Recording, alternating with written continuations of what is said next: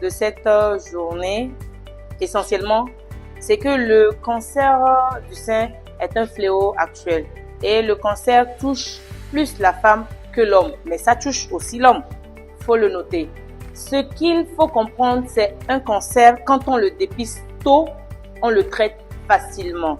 Il n'y a pas besoin de conditions radicales comme la mastectomie qui constitue d'enlever entièrement le sein à la patiente ou au patient. D'accord. Donc, l'autopalpation est le geste qu'il faut garder.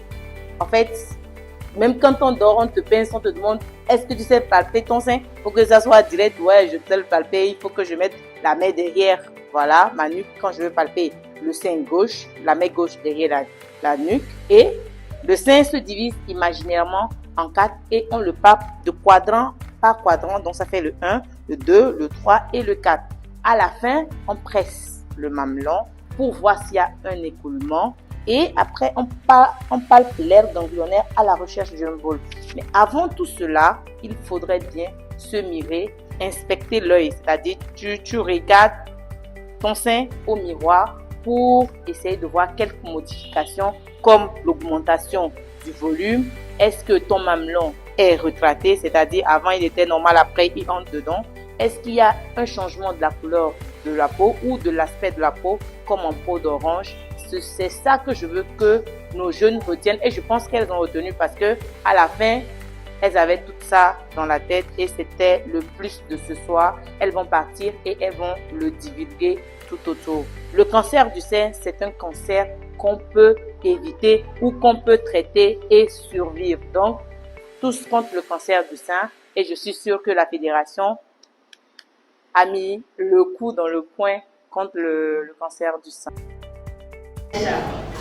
Des fois, les gens disent que si les garçons sucent les seins des filles, ça cause des cancers de sein. Je peux demander si c'est vrai. Sucer ou c'est téter? Téter, c'est pour les bébés. Si. Sucer, c'est pour les grandes. Sucer n'a rien à voir avec donner le cancer ou lutter contre le cancer. Non.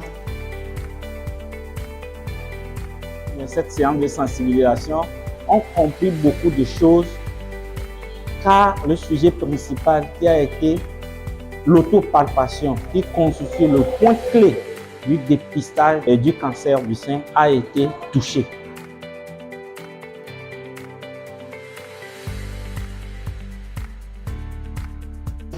Quand on parle de cancer, il n'y a pas de cancer bénin.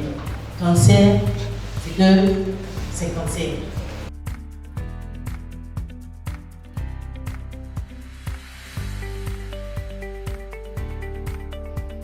Mais ce que moi j'ai retenu, c'est que pour éviter le cancer du sein, on doit se mirer de temps en temps, regarder les différences entre les seins et puis palper ça.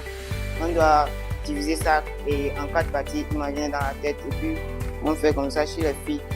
On fait de façon circulaire, on fait dans les 4 parties. Que l'académie accueille déjà des enfants de 4 à 99 ans, je suppose que c'est maintenant qu'il faut introduire les bonnes manières et les bonnes façons de faire aux jeunes afin qu'ils gardent les bonnes attitudes pour lutter contre ce sujet qui a concerné le cancer du sein.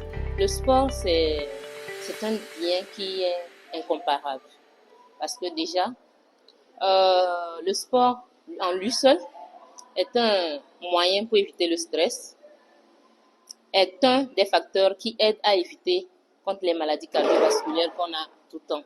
Et qui dit maladie cardiovasculaire, c'est que c'est le fléau qui bonne tout le temps notre société actuelle. La tension, le diabète, et on retrouve beaucoup de nos parents qui se retrouvent avec des complications dans ce monde. Or, ils pouvaient éviter ça. Il suffisait juste de faire un pas après l'autre, un pas après l'autre, un pas après l'autre. Et maximum combien? 30 minutes par jour, ça ne coûte rien. Ça nous aide déjà à éviter beaucoup de maladies. Merci. Dans le cadre de préserver la femme ou l'homme contre le cancer du sein, c'est une fausse allégation. Ça ne préserve pas, ça ne te protège pas contre le cancer du sein. Ça peut même te créer d'autres soucis si tu te fais très très fréquemment téter ou sucer le sein comme chez un enfant, comme chez une mère et son enfant en quelque sorte. Donc, pardon.